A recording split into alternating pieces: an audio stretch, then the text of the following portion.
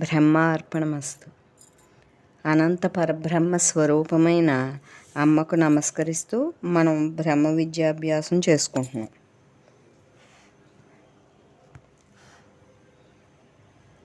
ఇంద్రియ తత్వములన్నీ భూతములుగా పరిణమించుచున్నవి. భూతములన్నీ అవిద్యగా పరిణమించుచున్నవి. అవిద్య మాయగా పరిణమించి బ్రహ్మములో లయమగుచున్నది. ఇక్కడ మన ఇంద్రియ తత్వాల వలన ఏమవుతోంది? అక్కడ ఈ పంచభూతాలు ఈ జగత్తులో పంచభూతాలలో ఉన్నట్లుగా లెక్కించబడుతుంది. జీవుడిగా మనని అక్కడ పరిగణించి ఈ జన్మకి పంపడం, దానికి తగ్గట్టుగా జన్మకి పంపడం జరుగుతోంది. కనుక ఇదంతా అవిద్య. ఎందుకంటే నేను కాని దానిని నేను అనుకున్నాను, నాది కాని దానిని నాదనుకున్నాను. ఇంతకన్నా అవిద్య ఎక్కడైనా ఉందా? ఈ నేను నాది అనే అహంకారం మమకారాల వలన అశాశ్వతాన్ని శాశ్వతం అనుకోవడం వలన ఏం జరిగింది అంటే అటువంటి దాంట్లోకే మనం పంపబడుతున్నాం. అందువలన ఇక్కడ దీన్ని ఏం చేశారమ్మా? మన ఇంద్రియ తత్వాల్ని మార్చుట ద్వారా, దారి మళ్లించడం ద్వారా, సత్యాసత్యాలు తెలియజేయడం ద్వారా, వేగాన్ని నియంత్రించడం ద్వారా వాటిని ఒక నెమ్మదింప చేశారు. ఆ వేగం ఏమైంది? నేననగా ఈ దేహం కాదా, నేననగా ఆత్మస్వరూపాన్న అని ఆగడం జరిగింది అక్కడ. మొట్టమొదట ఇది కని విని ఎరుగని వాక్యం. ఇది మొట్టమొదట సాధకుడు అమ్మ నోటి వెంట విన్నప్పుడు నువ్వు ఈ దేహం కాదు, నువ్వు ఆత్మస్వరూపం అంటే ఆ మహామంత్రం ఎలా ఉంది? ఆశ్చర్యంగా ఉంది. అంటే అక్కడి నుంచి మొదలయ్యింది మన మార్పు. మనసు చలనం అక్కడ ఆపడం అమ్మ, ఇంద్రియ వేగాల్ని నియంత్రించడం, పంచకోశాలని తత్వాల్ని అక్కడ ఈ బ్రహ్మీ స్థితికేసి తిప్పడం, మన బుద్ధిని బ్రహ్మాధారంతో నువ్వు నడుస్తున్నావు అది తెలుసుకో అని తెలియపరచడం. ఇవన్నీ లోపల అంతరంగంలో సవరించడానికే మనకి చెప్పే మాట, నువ్వు ఈ నామం రూపం కాదు, బ్రహ్మస్వరూపుడివి. అప్పటి నుంచి అక్కడ ఆశ్చర్యంతో మొదలైన మన అడుగు ఏమైంది? మనం పరిశీలన చేసి నిజమే అమ్మ చెప్పింది నిజమైన అంగీకారానికి వచ్చి ఆ స్థితిలో ఉండే ప్రయత్నం చెయ్యడం. ఈ సాధన అంతా ఈ సత్సంగానికి రావడం ఇవన్నీ కూడా ఏమిటంటే మన యథార్థ స్థితిలో మనం నిలబడి జీవిస్తూ జీవితం ముగిశాక నిజ స్థితిలో ఉండి మరణించాలి అనేది ఇక్కడ మన శిక్షణ. అందువలన ఈ అవిద్యా పొరని తొలగించడానికి మొట్టమొదట మనకి తెలియజేసింది నువ్వు బ్రహ్మస్వరూపానివి అని.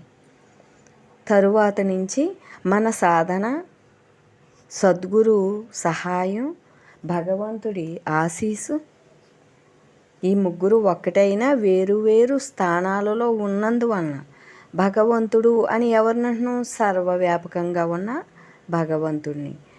అలాగే సద్గురువు అని ఎందుకు అంటున్నాము? ఆ భగవంతుడే వచ్చినప్పటికీ ఒక పరిమిత రూపం దాల్చినందువల్ల సద్గురువు అన్నాం. ఇక్కడ ఆత్మస్వరూపాన్ని అని మనని మనం భావించుకుంటున్నాం. ఎందువలన? ఈ దేహానికి మనం చిక్కుకున్నాం, బంధింపబడ్డాం. ముగ్గురు ఒకే స్వరూప స్థితిలో ఆధారంతో ఉన్నారు. ఇక్కడ స్థానాలు. మనం మాయలో పడ్డాం, అమ్మ మాయలో తెలిసి అడుగు పెట్టారు మనని రక్షించడానికి. పరమాత్మ తానుగా ఉన్నాడు. ముగ్గురులో ఉన్నది ఒకే పదార్థమై ఉంది అది. అందువలన ఈ యొక్క సత్యాన్ని మనకి తెలియజేసి ఈ అవిద్యాపరం తొలగించి ఏం చేస్తున్నారు అంటే ఇవన్నీ కలిపి మళ్ళీ బ్రహ్మంలో లయం అవ్వడం, మళ్ళీ యుగం ప్రారంభం అవ్వడం. అలాగే ఎవరి కాలచక్రం వాళ్ళకి ఇప్పుడు మరణించిన వాడికి మళ్ళీ జరిగే ప్రాసెస్ ఏదో జరిగి మళ్ళీ జన్మెత్తడం, మళ్ళీ అక్కడ ఏదో రూపు దాల్చడం, అక్కడ మళ్ళీ అనుభవించడం. ఇదంతా కూడా దేని ఆధారంతో జరుగుతోంది అంటే బ్రహ్మాధారంతో. ఇక్కడ ఏం జరుగుతోంది మనకి సత్సంగులకి, సాధకులకి, మోక్షార్థులకి అంటే ఈ కర్మలు చెయ్యడం, కర్మ ఫలితమైన రూపాన్ని ధరించడం, ధరించినందుకు మళ్ళీ కర్మలు చేయడం, మళ్ళీ కర్మల వల్ల దానికి తగ్గ రూపం ధరించడం, ఇది జరుగుతోంది కదా. దీన్ని మీరు తెంచుకోవాలి. ఇక్కడ ఈ జనన మరణ చక్రం మళ్ళీ మళ్ళీ నువ్వు వెళ్ళకుండా, అది పట్టుకోకుండా, నిన్ను దేవతామూర్తులు అందులోకి నెట్టకుండా నువ్వు చూసుకోవాలి. నువ్వు ఆత్మగా నిలబడాలి. ఇవన్నీ జరుగుతూ బ్రహ్మంలో లయమవ్వడం కాదు, నీకు నువ్వు లయమైపోవాలి. నువ్వు స్వేచ్ఛావంతుడివై దాని నుంచి నువ్వు తప్పుకొని నీ మూలంలో నువ్వు కలిసిపోవాలి. జనన మరణ చక్ర పరంగా, సృష్టి స్థితి లయాల పరంగా, యుగ పరంగా, కల్పాల పరంగా బ్రహ్మంలోనే అన్నీ లయమవుతున్నాయి. కానీ ఇక్కడ కల్పం, యుగం, జీవుడి జననం మరణం అనేది ఒకటి అడ్డుంది, వేరు తత్వం ఉంది, ద్వైతం ఉంది అందులో. ఇక్కడ మనం ఏం చేసాం, జ్ఞానంతో ద్వైతం నుంచి తప్పుకుని అద్వైతంలోకి అడుగు పెట్టించారు అమ్మ. అద్వైతం మన పక్కనే ఉంది, ద్వైతం నీలోనే ఉంది. నీలో నువ్వు మార్పు చేసుకుంటే నీ పక్కనే ఉన్నటువంటి సర్వవ్యాపకంగా అద్వైత పరబ్రహ్మంలో నువ్వు కలిసిపోతున్నావు. అంటే ఆ రాతల్లో, ఆ పట్టికలో, ఆ చిట్టాలో, ఆ చక్రంలో నువ్వు ఉండడం లేదు. ఎందువలన? సద్గురువుని పట్టుకుని సత్యాన్ని గ్రహించి సత్య జీవితాన్ని కొనసాగిస్తున్నందువల్ల. అంటే నీకు నీవుగా ఏ చేసిన కర్మ ఫలితాన్ని బట్టి ఆ దూతలు రావడం, నిన్ను ఎక్కడికి పంపాలో లెక్కించడం, ఈ ప్రాసెస్ అంతా లేదు. నువ్వుగా తప్పుకుంటున్నావు. ఎంత జ్ఞానం ఉంటే ప్రతి సాధకుడు తానుగా ఈ చక్రం నుంచి తప్పుకుంటాడు. ఎంత జ్ఞానాన్ని అమ్మ మనకి బోధిస్తే, ఎంత శక్తిని ఇస్తే మనకి మనంగా ఇంకా ఎవ్వరితో పని లేదు, ఎవ్వరితోనూ నాకు అవసరం లేదు, ఏ లోకాలు తిరగను, జన్మకు అస్సలు వెళ్ళను అని ఈ జన్మలో మనం విడివడుతూ జీవితాన్ని కొనసాగిస్తూ మృత్యు వచ్చే సమయానికి ఇంకా తెగతెంపులు జరిగేలాగా మనం ప్రవర్తిస్తున్నాం. ఇక్కడ మన నడత అదే సంకెళ్ళు వేసేది, అదే విడుదల చేసేది. అది మనం గుర్తుంచుకోవాలి. సంకెళ్ళు ఎవరు వేయడం లేదు, విడుదల ఎవ్వరూ చేయడం లేదు. ఇలా ఉంటే విడుదల ఉంది అని సద్గురువు చెప్తున్నారు. ఇలా ఉంటే సంకెళ్ళు పడి జన్మ ఏర్పాటు అవుతుంది అని చెప్పడం జరిగింది. నువ్వు తెంచుకునే విధానంలో నడిస్తే నీ నడత వల్లనే తెంచబడుతున్నావు. నీ నుండి నువ్వు అంటే ఏమిటి? నీ గతమేమో బంధించేదిగా ఉంది. నీ స్వరూపం ఏ జన్మలోనైనా, ఏ కాలంలోనైనా, ఏ అవస్థలోనైనా ఒకేలా ఉండి అది బంధింపబడుతుంది. ఎన్ని జన్మలెత్తు అదే స్వరూపం బంధింపబడి ఈ శరీరాలని మార్చుకుంటాం. నీ ప్రవర్తన వల్ల నీ స్వరూపానికి ఆ శరీరం దక్కుతుంది, పక్షో జంతువు. ఇప్పుడు ఏం చేసాం మనం? పైకి కిందకి తిరగనవద్దు, క్రమముక్తులు వద్దు, జన్మ వద్దు. ఒక్క జ్ఞానంతో మనం జీవిస్తే చాలు. భగవంతుడు ఏదో చెయ్యమనలేదు. జ్ఞానంతో అడుగేస్తూ నీ కర్మల వలయం నుంచి నువ్వే రక్షించుకుని ఇకపైన కర్మలు మళ్ళీ వలయంగా నిన్ను చుట్టుకోకుండా నువ్వు మిగతా జీవితం కొనసాగిస్తే చాలు. అంటే ఈ జ్ఞానం వలన గతం వదిలేస్తుంది, భవిష్యత్తు తయారవ్వడం లేదు. కాలత్రయమే కదా మనకి ఒక సంకెళ్ళు బంధించేది. గతమేమో జ్ఞానం వలన అది బంధించలేకపోతుంది. భవిష్యత్తు తయారవ్వడానికి లేదు జ్ఞానంతో అడిగేయడం వలన. అంటే ఇక్కడ ఏది ప్రధానమైంది అంటే వర్తమాన కాలం. నడత అంటే ఎక్కడ నడుస్తావు, ఎలా నడుస్తావు అంటే వర్తమానంలో నీ అంతరంగంలో యథార్థ స్వరూపాన్ని నువ్వు గుర్తుంచుకుని నీ ప్రతి విధి నిర్వహణని నువ్వు చెయ్యడమే. అక్కడ బంధించేది ఏమిటి? నువ్వు చేసుకున్న కర్మల ఫలితం కనుక కర్మల్ని నిష్కామంగా చెయ్యి. కాలత్రయం కనుక కాలత్రయంలో నువ్వు ఎలా నడవాలో అన్నది తెలియజేశారు. గతం భవిష్యత్తు చింతన చేయకు, వర్తమానంలో ఎరుకను వేడకు. ఇంకా కాలత్రయం ఎక్కడుంది? అవస్థాత్రయం ఇదే కదా జీవుడిగా మనని లెక్కింపజేస్తోంది. ఇప్పుడు నిద్రపోయాడు, ఇప్పుడు కర్మలు చేస్తున్నాడు, ఇప్పుడు ఒకరిని తిట్టాడు కొట్టాడని లెక్కిస్తోంది. అందువలన నువ్వు ఆత్మస్వరూపునివై 3 దశల్ని నువ్వు కొనసాగించు.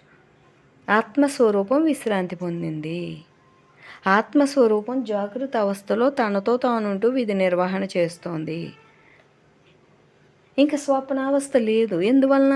ఆత్మస్వరూపానికి ఇంక స్వప్నం అనేది లేదు. స్వప్నం అంటేనే భవిష్యత్తు కాబట్టి, భవిష్యత్తుకి ఇది అతీతం కాబట్టి స్వప్నం లేదు అక్కడ.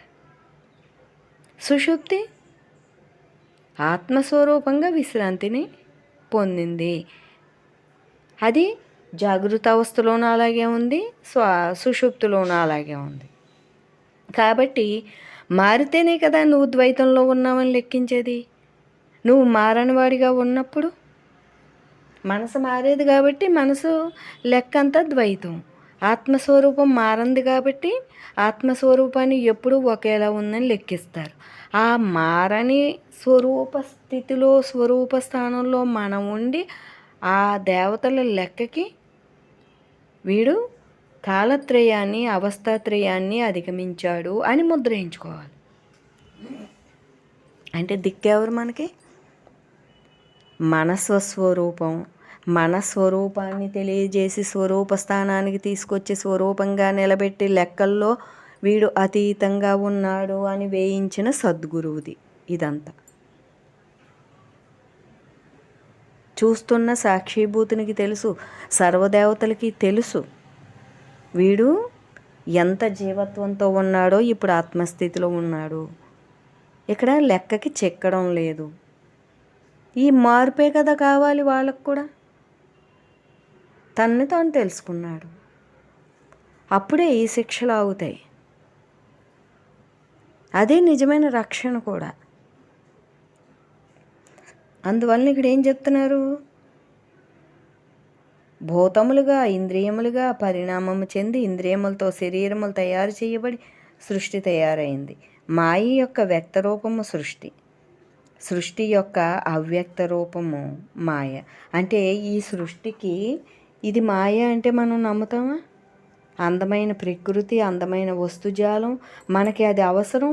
వస్తువు ప్రకృతి అవసరం. ఇది మాయ, దూరంగా ఉండమంటే ఎవరైనా ఉంటారా? అంటే మాయ యొక్క వ్యక్త రూపం అంత అందంగా ఉంటుంది. మనం కూడా అందంగా తయారవుతాం. అవన్నీ తర్వాత తీసేసేవే వస్తువులు కానీ అన్నీ కూడా మనం తీసేసేవే. మంచి పట్టుచీర కానీ అది కూడా మార్చేస్తాం. అంటే ఏమైంది? ఒక కల్పిత రూపం. ఒరిజినల్గా చూస్తే మనకి ఏ ఆకారం ఉందో ఆకారం ఉంటుంది, ఏదో ఒక పాత చీరతోటి ఉండడం జరుగుతుంది. కానీ ఇక్కడ ఇవన్నీ తగిలించుకుని అందంగా కనిపిస్తాం. మాయ కూడా ఈ సృష్టిని తగిలించుకుని వ్యక్తమైనందువల్ల వ్యక్త రూపం అందంగా ఆకర్షణీయంగా ఉండి జీవుల్ని ఏం చేస్తుంది అంటే బ్రతకడానికి ఉపయోగమైంది, మళ్ళీ జన్మహేతు అయ్యింది. నువ్వు బ్రతకడానికి మాత్రమే మాయని ఉపయోగించుకుంటే అదే మోక్షహేతువైంది. ఎందువల్ల? వ్యామోహానికి గురవట్లేదు.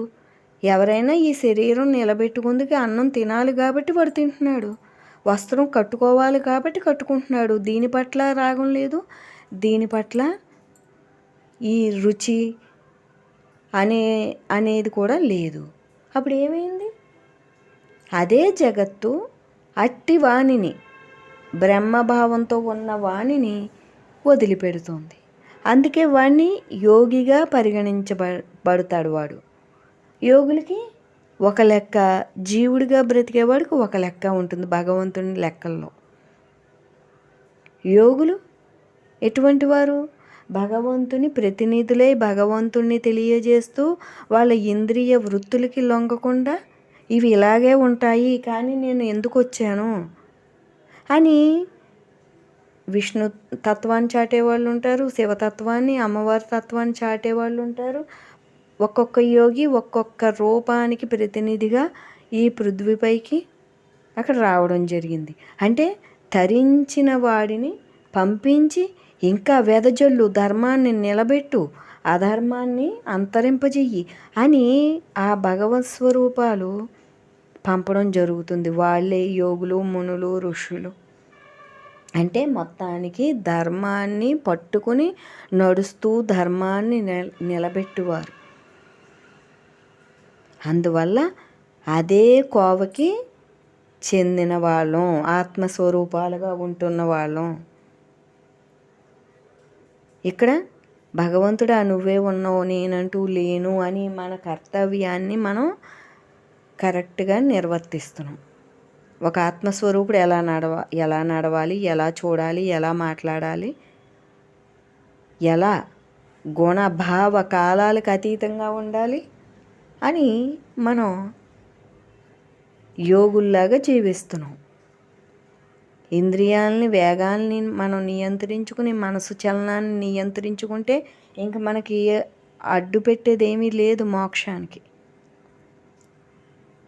అవే కదా మనోబుద్ధీంద్రియాలే కదా నేనంటూ ఈ జగత్తుపై పడి ఇవి అవి అని చెప్పి చూడడం జరుగుతుంది. మన లోపల సవరించుకుంటే జగత్తు ఏమీ చేయదు. అది అందువల్ల ఈ జగత్తు ఎలా ఉంటుందని దాన్ని వివరించి మనకి అమ్మ చెప్పడం జరిగింది. దాన్ని మనమేమి నియంత్రించలేము. నీలో నువ్వు నియంత్రించుకుంటే జగత్తు నిన్ను వదిలిపెడుతుంది, దారిస్తుంది. దాని వ్యామోహానికి నిన్ను ముంచదు. ఎందుకంటే జీవుణ్ణి ముంచడానికే ఉంది. అందువలన ఇక్కడ మాయ అనేది ఇలా ఉంది, భ్రమం అనేది ఇలా ఉంది. నువ్వు మాయ నుంచి తప్పించుకో, ఈ గ్రంథాన్ని నువ్వు ఆచరిస్తూ దీన్ని సహాయం ద్వారా అని మనకి ఇవ్వడం జరిగింది. ఎందుకంటే మనకి ఈ చరిత్రలు ఉన్నాయి, అన్ని దైవరూపాల చరిత్రలు చదువుకుని వాడు దుఃఖం నుంచి గట్టెక్కుతున్నాడు, పుణ్యాన్ని సంపాదిస్తున్నాడు. కానీ ప్రతి వారు కూడా ఆ దేవుని ఆలయాన్ని దర్శిస్తున్నారా? లేదు. సత్యనారాయణ స్వామి వ్రతం చేస్తాం, అందరూ అన్నవరం వెళ్ళిన వాళ్ళే ఉండరు. అలా ప్రతిదీ కూడా మనం ఎలాగైతే పుణ్యాన్ని, ఒక మంచిని ఎలాగైతే పొందుతున్నామో బ్రహ్మ గ్రంథాన్ని కూడా మనం చదివి ఆచరిస్తున్నప్పుడు ఏమైంది? అక్కడ మోక్షం వైపు నువ్వు నడిపించబడతావు. భగవంతుడు గ్రంథం వేరు కాదు, దాన్ని అందించిన సద్గురువును ఈ వాక్యము వేరు కాదు. మనం ఆచరిస్తే ఎవ్వరూ కాదనరు. దీనికి నీకు అర్హత లేదు అని ఎవ్వరూ చెడగొట్టేవాళ్ళు లేరు.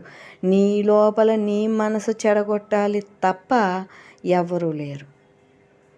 అందువలన ఇక్కడ అమ్మ మనకి గ్రంథాలనిచ్చి గట్టెక్కండి, దీన్ని ఎప్పుడైతే నువ్వు ఆచరించడం మొదలుపెట్టావో అప్పుడే నీకొక కాల ప్రవాహం నుంచి గట్టెక్కే మార్గం కానవస్తుంది. అంటే నీ మనసును నియంత్రించుకోవడం, నివారించుకోవడం, ఆత్మస్వరూపంగా ఉండడం, దైవం పైన దృష్టి పెట్టడం, ధ్యానించడం, సత్కర్మలు చేయడం, నిష్కామ కర్మలు చేయడం, సద్బుద్ధితో ఉండడం, ఇవన్నీ అలవడతాయి. ఇవన్నీ ఒక పాఠం చెప్పడానికి ఎవడు ఉపాధ్యాయుడు ఉండడు, క్లాసులో ఉండవు. అందువలన ఇక్కడ ఏం చెప్తున్నారు? మాయకు ఇక్కడ వ్యక్తరూపమే ఈ జగత్తు. వ్యక్తరూపంలో ఉన్నప్పుడు ఈ జీవులపైన అది ప్రభావితం చేస్తూ ఉంటుంది. ఇక్కడ ఏం చెప్తున్నారు, మనం మాయ యొక్క అవ్యక్త రూపాన్ని తెలుసుకుంటున్నాం, ఇంకా మనపైన దాని వ్యక్తరూపం ప్రభావం చూపించలేదు. సద్గురువు మాయ కూడా బ్రహ్మాధారంతో ఉంది, మీరు పైన చూడొద్దు, దాని మూలం ఆ యొక్క ఆ ప్రకృతి యొక్క అందం దేని వలన, ఏ శక్తి వలన, ఏ ఆధారంతో నిలబడింది అని ఆ మూలాన్ని చూడు, ఇది నిన్ను బంధించదు అని మనకు నేర్పారమ్మ. సృష్టిలో అంతఃకరణ అవ్యక్త రూపంలో నిద్రాణముగా ఉన్నప్పుడు కేవలము సంచిత వాసనలు మాత్రమే కలిగి ఉంటుంది. అవ్యక్త స్థితిలో జీవునకు శరీరం లేదు, కావున ప్రారబ్ధ వాసనలు ఉండవు. ఇక్కడ ఏమవుతోంది, ఈ యొక్క మనం ఆగామిని, ప్రారబ్ధాన్ని, సంచితాన్ని ఎలాగ తొలగించుకోవాలి అంటే, నువ్వు ఈ అవ్యక్త రూపమైనటువంటి బ్రహ్మస్వరూపంగా ఉన్నప్పుడు ఈ మూడు నిన్ను తాకలేవు, కాబట్టి ప్రభావితం చెయ్యలేవు. ప్రభావితం చెయ్యని కాలం నువ్వు అతీతంగా ఉన్నావు. ఆ అతీతంగా ఉన్న కాలం నీకు మున్ముందు మళ్ళీ అతీత స్థితినే చూపిస్తుంది. కాబట్టి నువ్వున్న స్థితి ఇంకొంచెం ముందుకు తీసుకెళ్తుంది. ఆ తీసుకెళ్ళింది ఇంకొంచెం నిన్ను ఉంచుతుంది, ఉంచింది తీసుకెళ్తుంది, తీసుకెళ్ళింది ఉంచుతుంది. అలా మనం పెరగాలి. ఈ నడత ద్వారా ఎదగాలి. నడత ఏం చేసింది, స్థితిని పెంచింది. స్థితి పెంచిన తరువాత నీ నడత ఇంకొంచెం నువ్వు మారగలిగావు, ఇంకొంచెం నడవగలిగావు. ఎవరైనా అమ్మ ఒక సత్సంగం క్లాసు చెప్పినప్పుడు ఆ ప్రభావం చేత వాడు ఒకరోజు ఉండగలిగాడు అనుకుందాం. మొన్నాడు వాడు ఉండలేకపోవచ్చు, కానీ మొన్నాడు వాడు ఈ ముందు రోజు చెప్పింది ఆచరించినప్పుడు ఏమైంది, ఆ మన్నాటికి ఈ శక్తి లభిస్తుంది. ఈ శక్తి వలన ఏమవుతుంది, మళ్ళీ వాడు ఆత్మస్వరూపునిగా నడవడానికి సహకరిస్తుంది. అది మనకి నడతేమో మన స్థితిని నిలబెడుతుంది, స్థితి ఏమో శక్తిని ఇస్తుంది, శక్తి మళ్ళా నడతని నడిపిస్తుంది. ఇవన్నింటికి మూల కారణం, మూలం, ఆధారం ఎవరు అంటే అక్కడ సద్గురువే. ఎందుకు అనంతంగా ఉంది, నువ్వు వృధా చేసుకుంటున్నావు నీ జన్మని తెలియజేసి ఇలా అందుకో, ఇలా అందుకుని నువ్వు ఇలా వినియోగించుకో అని నేర్పారు. కాబట్టి మనకి వినియోగించుకోగలుగుతున్నాం. మన చుట్టూ నిర్గుణ నిరాకార పరబ్రహ్మం జన్మలు ఎత్తుతున్నా మనం గ్రహించలేదు. ఈనాడు అందులోనే జీవిస్తున్నాం, అదే నేనై ఉన్నాను, ఆ పరమాత్మే నాలో ఉన్నాడు అనేటటువంటి సత్యాన్ని మనం గ్రహించగలిగాం. గత జన్మల నుండి అంతఃకరణలో నిక్షిప్తమై మిగిలి ఉన్న సంచిత వాసనలు మాత్రమే స్థితి కలిగి ఉంటాయి, కానీ మనసు ఎన్నడూ నశించదు. ఇక్కడ మనసు నశించాలని చెప్పుకుంటున్నాం కదా, మనసు నశించదు. నువ్వు అంటకుండా నువ్వు నీ జన్మని ముగించుకో, ఇంకా అదేం చేస్తుంది. మనసు అనేది ఏమిటంటే, నువ్వు తిన్న ఆహారానికి, నువ్వు తాగిన నీటికి, నువ్వు పెరుగుతున్నటువంటి ఈ పంచభూతాత్మకమైన వాతావరణానికి తయారయ్యేది. లోపల వచ్చిన ఆలోచన దేనివల్ల తయారైంది, నీ లోపల నీ శరీరంలో చేసుకున్న కర్మఫలాలు ప్రతిబింబిస్తుంటే నువ్వు బయట ఈ పంచభూతాల్లో జీవిస్తున్నావు కనుక అవి నీ మీద ప్రభావితం చేస్తే రెండూ కలిపి మనసైంది. మనం లోపల ఒక వేడి చేసే వస్తువు, వేడి చేసే ఆహారం తిన్నాం, బయట ఎండగా ఉంది, ఏమైంది, పంచభూతాల వలన, నువ్వు తిన్న ఆహారం వలన, నీ శరీరం వలన నువ్వు వేడికి గురయ్యవు. అంటే మనసు అనేదానికి అప్పుడు ఆ పడ్డ దుఃఖానికి ఆ మనసు బాధపడింది. అంటే మనసు అనేదానికి నశించబెట్టుకుందుకు ఎక్కడైనా ఆస్కారం ఉందా, నీ శరీరం ఉన్నంతకాలం, పంచభూతాలు ఉన్నంతకాలం ఆస్కారం ఉందా?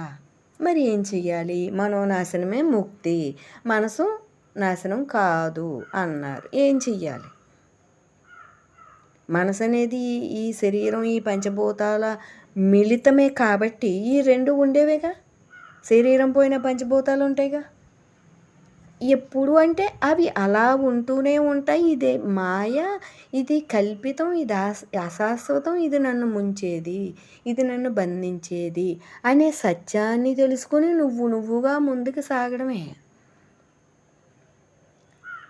మన గమ్యం వచ్చే వరకు మనం ఏదైనా ప్రయాణిస్తున్నప్పుడు మన గమ్యం రాకుండా దిగిపోతామా? దిగం కదా. ఎన్నో ఊర్లు వస్తాయి, ఎన్నో బోర్డులు కనిపిస్తాయి. బోర్డు కనిపించిందని దిగిపోతామా? డ్రైవర్ ఆపేయడం దిగిపోతామా? దిగం కదా. మన గమ్యం ఏంటో మనకి మన లోపల తెలుసు కాబట్టి ఆ ఊరు వస్తే కానీ దిగం కదా. మరి ఇక్కడ ఎందుకు దిగాలి? మనసు అటువంటి బోర్డులు లాంటిది. ఆ మారినప్పుడల్లా మనకు ఆ బోర్డు కనిపిస్తుంది. అలాగే ఆ మనసు ఈ తత్వాల వలన మారుతూ ఉంటుంది. మనం గమ్యం వచ్చే వరకు దాన్ని అలా చూస్తూ ఉండడమే. అందుకే సాక్షి తత్వం అన్నారు. ఆత్మసాక్షివై చూడు. నువ్వు తిన్న ఆహారానికి తయారయ్యి ఆలోచన రూపంగా నిన్ను ఆచరింప చేస్తుంది. అది చెప్పింది నువ్వు ఆచరించుకో. మనం బలంగా తిన్నామేమో, నిద్ర వస్తుంది అంటే ఆ తిన్న ఆహారం ఒక ఆలోచన అయ్యి ఆలోచన నిద్ర పొమ్మని చెప్పింది. అంటే అన్నం దేనికి కారణమైంది? ఒక ఆలోచన నిన్నేం చేసింది? జీవుడిగా అక్కడ నిద్రపోమ్మంది. మనం ఏం చెయ్యాలి? అక్కడ దీనిని వినకుండా ఒక దైవ గ్రంథం, ఒక తత్వ చింతన, భగవత్ సంబంధమైంది, లేదా మన పని మనం నిష్కామంగా చేసుకోవడం. ఇలా నిద్ర వస్తోంది కాబట్టి దీని కారణం భోజనం ఎక్కువ తినడం వలన కాబట్టి మితంగా తినాలని తెలుసుకోవడం. అంటే అక్కడ మనసుకి మనం లొంగకుండా చూసుకోగలిగాం. అది ఆ మనసు అనేది మన కూడా నీడలా ఉంటూ ఉంటుంది. నువ్వు ఆత్మవై, నువ్వు జ్ఞానంతో నువ్వు అన్నీ తెలుసుకుంటూ నడువు. నీ గమ్యం ఏమిటి అంటే పరమాత్మని వీడకుండా పరమాత్మని గూర్చే నువ్వు చింతన చేస్తూ పరమాత్మలో ఈ జీవితం కొనసాగుతోంది, ఈ జీవితంతో నేను చివరి జన్మ చేసుకోవాలి కాబట్టి నేను ఇలా నడవాలి అని చెప్పి మనసుని వదిలి నువ్వు నడవడమే. అంటే దానికి అప్పుడు అక్కడ స్థానం లేదు, నిర్మూలించబడిపోయింది. అది ఇక్కడ మాయ ఏమిటి? భగవంతుడు మాయ మనసు నాశనం కాదు, మనసు నాశనం అయితే కానీ మోక్షం లేదు అన్నాడు. ఇప్పుడు ఏం చెయ్యాలి అంటే మనసు నాశనం కాదు కానీ ఆ క్షణం వచ్చిందని నువ్వు నాశనం చెయ్యి. నువ్వు ముక్త స్థితిని తప్పలేదు, ముక్త స్థితిని వీడలేదు నువ్వు. ఎందుకు? ఆ క్షణం దాన్ని నువ్వు పట్టించుకోలేదు, అది తొలగిపోయింది అంటే నువ్వు నాశనం చెయ్యగలిగావు. అది మళ్ళీ జనించింది. ఎందుకు? ఆహారం తీసుకుంటున్నాం, నీళ్లు తాగుతున్నాం, శ్వాసిస్తున్నాం, జగత్తును చూస్తున్నాం. ఈ ఈ ఈ క్రియ జరిగినంతకాలం మనసు వస్తుంది. అందువలన ప్రతి క్షణం నువ్వు చూస్తూ దాన్ని పక్కకు గెంటినప్పుడు దాన్ని నువ్వు నిర్మూలించగలిగో, ఆ చర్యని నిర్మూలించగలిగో. అది అంటే నువ్వు నాశనం చెయ్యగలిగో, రాకుండా చూసుకున్నావు, నీతో నువ్వు ఉన్నావు, నీ స్థితిని పోగొట్టుకోకుండా ఉన్నావు. ఎన్ని ఉన్నాయి అందులో మంచి లక్షణాలు. అంటే ఆ విధంగా మనసును నిర్మూలించాలి. మళ్ళీ తయారవుతుంది, మళ్ళీ దాన్ని పట్టించుకోవు, మళ్ళీ తయారవుతుంది, పట్టించుకోవు. ఇదే తతంగం. అందుకే నీతో నువ్వు ఉండు, నీవుగా ఉండు, మనసుని రానివ్వకు. ఇదే కదా అమ్మ చెప్పేది. అంటే ప్రతి క్షణం నాశనం చెయ్యి. మరి ప్రతి క్షణం ఇలా బ్రతుకుతానని రాసి తెచ్చుకున్నావు కదా, ఆ రాతని పంచభూతాలు బ్రతికింపచేస్తున్నాయి ఈ జీవుడి కోసం. నిజానికి ఆత్మజ్ఞానం వద్దకి మనం రాకపోతే జీవుడికి నిజంగా ఆ జ్ఞానం అనేది అక్కడ అవసరం, ఆ మాయాజ్ఞానం అవసరం. ఆలోచన లేదు, తెలివి లేదని తిడతాం కదా. మరి ఆ ఆలోచనతోటి వాడు ఆ పనిని విజయవంతం చెయ్యాలి అక్కడ. అందుకు అక్కడ మాయ జీవులకి మంచి చేయడానికే ఉంది. అంటే భగవంతుడు ఏర్పాటు చేశాడు. నువ్వు రాసుకున్న దాన్ని నేను నీకు అందించాలి కాబట్టి ప్రాణం పొయ్యాలి కదా. అంటే ఆ ప్రాణం ఎటువంటిది అంటే జగత్తు మాయే, జగత్తుకి ప్రాణం పోయడం. పంచభూతాలు వాటి ధర్మాన్ని అవి చెయ్యాలి. ఎండ ఇచ్చేది ఎండ ఇవ్వాలి, నీళ్ళు ఇచ్చేది నీళ్ళు ఇవ్వాలి, భూమి నిలబెట్టాలి. ఇలా పంచభూతాల కర్తవ్యాన్ని అక్కడ పెట్టాడు భగవంతుడు. అవే ఉండవు కలియుగాంతంలో. మళ్ళీ యుగారంభం భగవంతుడు ఏం చేస్తాడో మనకు తెలీదు. మరి అటువంటప్పుడు ఒక మాయా కల్పితమైన దాన్ని కల్పించి జీవుడికి నీ కోరికలు ఎలా అనుకున్నావు ఎలా తీర్చుకోమనే కదా ఇచ్చాడు అక్కడ.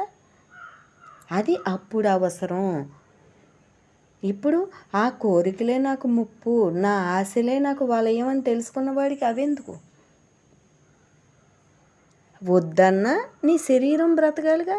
కోరికలంటే కోరుకో, మరి ఆనాడు తెచ్చుకున్న శరీరం ఉందిగా, ఆ శరీరం కోసం తిను అని భగవంతుడు ఇస్తున్నాడు. మనం బంధింపబడకుండా తింటున్నాం. అది ఇక్కడ జ్ఞానం అంటే ఏదో కాదు, బట్టలు వస్త్రాలు మార్చేసి మనం ఏదో ఒక ప్రాంతానికి వెళ్ళి ఊరి బయట కూర్చుని స్థావరం ఒక పర్ణశాల ఏర్పాటు చేసుకోవడం కాదు. ఎక్కడ ఉన్నా ఈ శరీరానికి అవసరమైంది దానికి అందిస్తూ నీ దృష్టిని భగవంతుని మీద, నీ గమ్యం భగవంతుడని తెలుసుకుని నీ ప్రయాణం నిర్మోహ స్థితితోటి నువ్వు ప్రయాణించాలి. దానికి ఎక్కడుంటాయేంటి? ప్రయాణం నీ లోపల కదా జరిగేది. ఆశలు పుట్టడం చంపడం అనేది నీ లోపల కదా జరిగేది. చంపే శక్తి నీలో కదా ఉండాలి. నువ్వు ఊరు బయటికి వెళ్తే ఆ శక్తి ఉంటుందా? ఊరి మధ్యలో ఉంటే ఉండదా? వస్త్రం మారిస్తే శక్తి ఉంటుందా? వస్త్రం మారిస్తే నీ శక్తి ఎదట వాళ్ళకి తెలుస్తుంది అంతే తప్ప నీకు ఉంటుందని గ్యారంటీ లేదు. అతను ఒక యోగి అని తెలుస్తుంది కాషాయం కడితే, అంతే. అతని శక్తి ఏ వస్త్రం కట్టినా ఉంటుంది. ఎందుకు? నిలుపుకునేది ఆంతర్యంలో, పట్టుకునేది తన ఆంతర్యంలో. అది ఇలాంటి మెళకువలతోటి గృహస్థు కూడా తన గృహంలో తన తపనే తపస్సై తరిస్తున్నాడు అంటే ఎంత మనకి అమ్మ చేశారు. నీ తపనే తపస్సుగా లెక్కించబడి నువ్వేమీ ఒక పర్ణశాల కాషాయం కట్టనవసరం లేదు. అసలు ఇదంతా కూడా అశాశ్వతం, భగవంతుడే శాశ్వతం దిక్కు అని తెలుసుకో చాలు. ఇదంతా రుణగ్రస్తం, నీ జన్మ, నీ దేహం, నీ కుటుంబం అని తెలుసుకుని బ్రతుకు అన్నారు. తెలుసుకుని బ్రతికితే చాలు, ఇంకంతకన్నా ఏం అవసరం లేదు. భగవంతుని యొక్క కృపని తెలుసుకుంటే చాలు. బ్రహ్మార్పణమస్తు.